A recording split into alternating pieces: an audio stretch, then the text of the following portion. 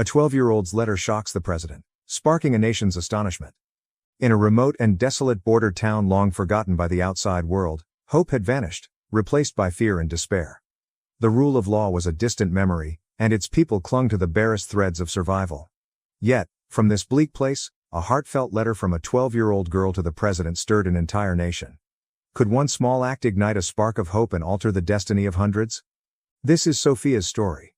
A young girl who entrusted her dreams to a single sheet of paper, sending it out into a world drowning in shadows. There are corners of the earth that maps overlook, where the most harrowing tales unfold. In one such town along the southern border, life had once flourished.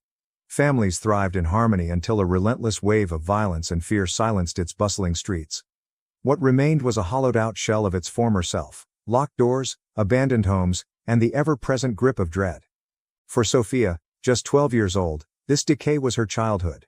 Her father, a truck driver admired for his honesty, was a beacon of integrity in the town. But his principles came at a tragic price. One day, my father refused to carry a shipment for the gang, Sophia recounted. They shot him in front of our home. My mother told me not to cry, not to look. She said silence was the only way to survive. But I don't want to live like this anymore. Since that fateful day, Sophia and her mother had lived cautiously, confined by fear. The town was suffocating under the control of a merciless gang. Escape was met with threats, resistance was punished with brutal force. But Sophia couldn't endure the silence any longer. One dim evening, under the flickering glow of a kerosene lamp, she sat down and poured her heart onto paper. Dear Mr. President, if you're reading this, please help us. This town is no longer a home. The adults live in fear, and we children have no future. I don't know if this letter will reach you, but if no one acts, nothing will ever change. Sophia carefully folded the letter, placing it in her jacket pocket. The next morning, she approached the only person she trusted to deliver her plea, the last bus driver still daring to pass through the town. He looked at me with hesitation, Sophia later recalled. He asked if I was sure, saying it was a risk to my life. But I told him I had no other choice. As the bus left the town's dusty roads behind, it carried Sophia's fragile hope along with her letter. From the hands of the bus driver to a modest postal worker, and finally into the possession of a seasoned journalist, the letter journeyed far. When the journalist unfolded the paper, the young girl's unsteady handwriting revealed its urgent message. His weathered hands trembled as he whispered to a colleague, "A child wrote these words. We've remained silent for too long, but she refuses to." The journalist crafted an in-depth exposé, revealing the harsh realities of Sophia's town. Together with her letter, he sent his report to a trusted contact, a senior national security advisor at the White House. One quiet morning, the letter made its way to the president's desk. Accompanied by the journalist's report, Sophia's words pierced the silence of the room. "Mr. President, if you're reading this, please come. Our town is dying in darkness." As he read, the weight of her plea filled the room. The president placed the letter down and turned to his advisors, his voice steady but somber. "How could this happen in our country?" he asked. An advisor hesitated before responding. "Sir, this region is complicated." The local government had been rendered ineffective, leaving the gangs free to operate without fear of reprisal. When advisors warned that intervention in the town posed immense risks, the president's resolve only hardened. "The greatest risk is doing nothing," he declared. "If a child is brave enough to ask for help, then we must be brave enough to act. I want a plan on my desk immediately." Within 48 hours, federal agencies began mobilizing. The operation unfolded in 3 critical steps. A covert investigation team infiltrated the town, blending in as residents to gather intelligence on smuggling routes, hidden hideouts, and the corrupt officials enabling the gang's reign. A special task force began preparations for a precision raid targeting the gang's headquarters. An urban reconstruction unit drafted plans for emergency relief, focusing on rebuilding infrastructure and restoring essential services to the beleaguered town. As the undercover team delved deeper, the gravity of the situation became clear. The town wasn't merely under gang control, it was a key node in a sprawling transnational criminal network, supported by complicit local officials. A grim report reached the president. "Sir, this is more than a town in crisis. It's a critical transit hub. Failure here could have far-reaching consequences." The president's resolve remained unshaken. "We're not just fighting criminals. We're fighting to restore hope. I won't let Sophia or any child wait a moment longer." Back in the town, Sophia was oblivious to the unfolding plans. To her, life seemed as precarious as ever. Her mother's anxiety had grown palpable, and one evening, Sophia noticed shadowy figures moving cautiously through the streets. Change was in the air, but its nature, whether salvation or another storm, remained uncertain. While fear gripped the town, the covert team worked in silence. They meticulously documented every detail of the gang's operations, exposing smuggling routes, secret warehouses, and the officials complicit in their crimes. Yet, these quiet efforts didn't escape Ramon, the gang's ruthless leader. He noticed subtle shifts. Townspeople who once avoided his gaze now dared to meet it. Suspicion gnawed at him. "They're planning something," he growled to his men. "If we don't strike first, we'll lose everything." Ramon acted swiftly and brutally. Trucks rumbled through the empty streets as he ordered the abduction of several residents, sending a grim warning: anyone aiding outsiders would face dire consequences. Late one night, Sophia was startled awake by a commotion outside. Rushing to the window, she froze in horror as she saw her mother being dragged into a truck. "Mom!" she screamed, but her cries were swallowed by the oppressive darkness. Left alone, Sophia found herself staring at her mother's sweater draped over a chair, a silent testament to her loss. But instead of succumbing to tears, she steadied herself, clutching the sweater tightly. "I can't wait," she resolved. "My mom needs saving. This town needs saving." Determined, Sophia sought out the investigation team's temporary base, where brave residents had begun cooperating with authorities. Walking straight up to the commanding officer, her voice rang with unshakable determination. "I know where my mom is. I can help."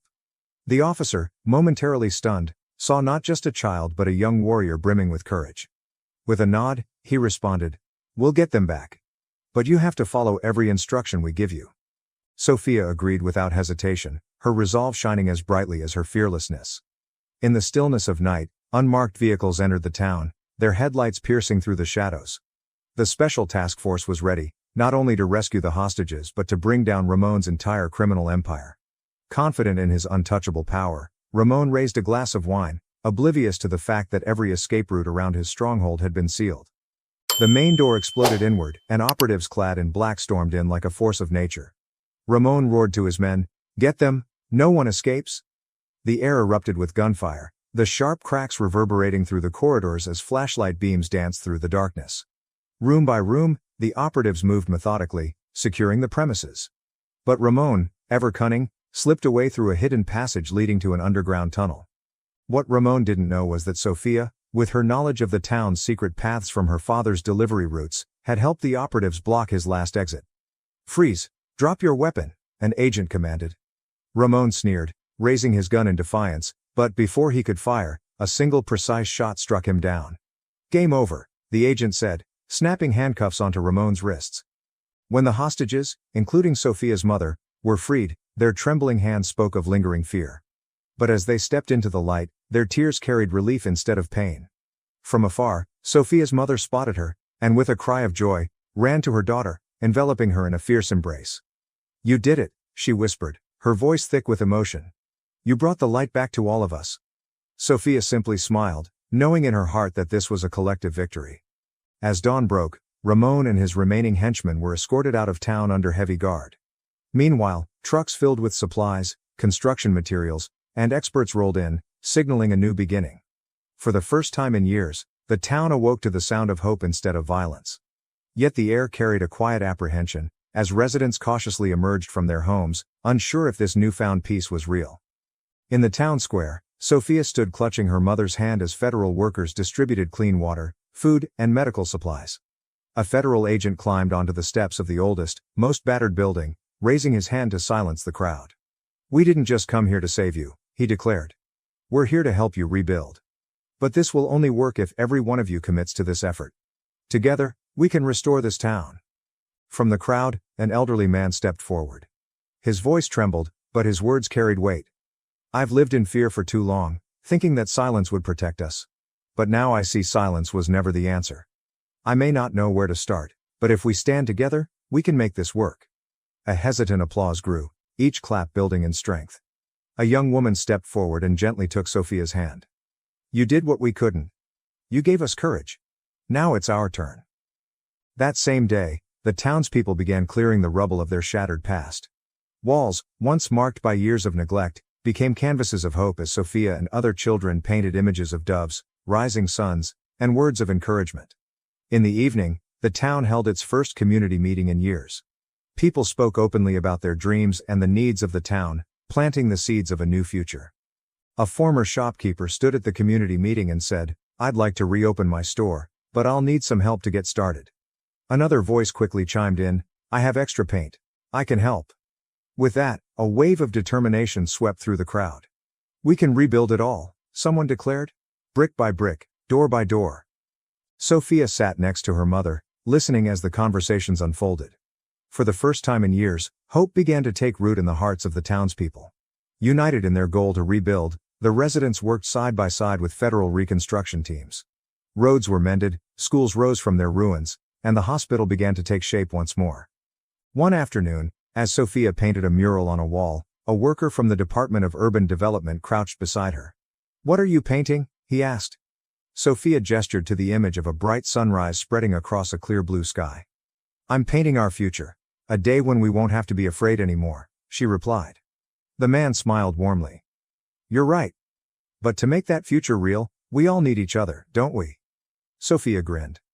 "I can't do it alone, but if everyone works together, everything can change." Within weeks, the town began to transform. Shops reopened, schools prepared to welcome students again, and laughter returned to the once quiet streets. The community center, previously abandoned and crumbling, was repaired and repurposed as a space for gatherings and celebrations.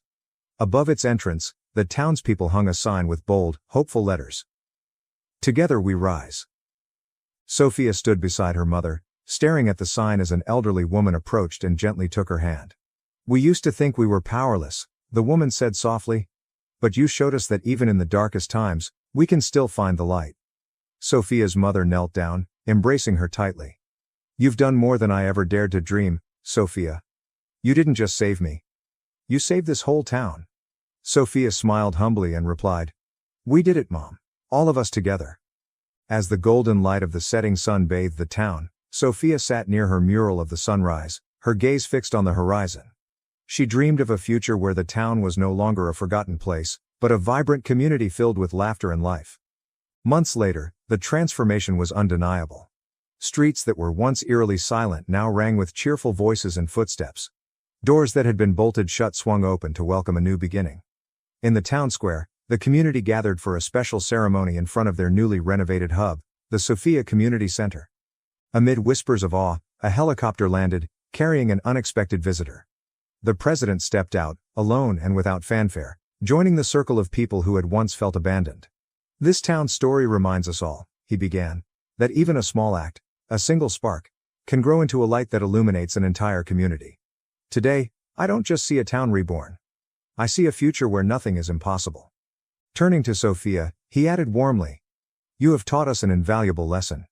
A courageous heart can change the world." That same day, the first bricks for a new school, a hospital, and other vital projects were laid. But the transformation was about more than buildings. It was about reclaiming the trust, hope, and strength that had been lost for so long. Though still just a young girl, Sophia had become a living symbol of what was possible, a beacon of resilience and renewal. Sophia's letter was framed and displayed prominently in the community center, serving as a lasting reminder that even the smallest actions can lead to profound change. On what had once been the most forlorn wall in the town, a bold message now stood proudly: "We have found the light again." Although Sophia's story is fictional, the lessons it conveys are deeply resonant. In life, there are moments when we might feel too insignificant to make a difference. But, like Sophia, a single act of courage paired with a spark of hope can set remarkable change into motion. We hope this story has touched your heart and reminded you that no one is ever too small to create something extraordinary. If this story has inspired you, we encourage you to help spread its message. Like this video to support uplifting content, share this story with others who might need its message, leave a comment about your thoughts or a story that's moved you, and subscribe to our channel for more inspiring narratives. As the town embraced its new beginning, Sophia and her friends ran along the freshly paved streets, their laughter ringing joyfully in the air. Above them, the American flag waved gently in the golden sunlight, a powerful symbol of renewal, unity, and hope. Together, the community had proven that trust and perseverance could triumph, and that through collective effort, we truly can make the world a better place.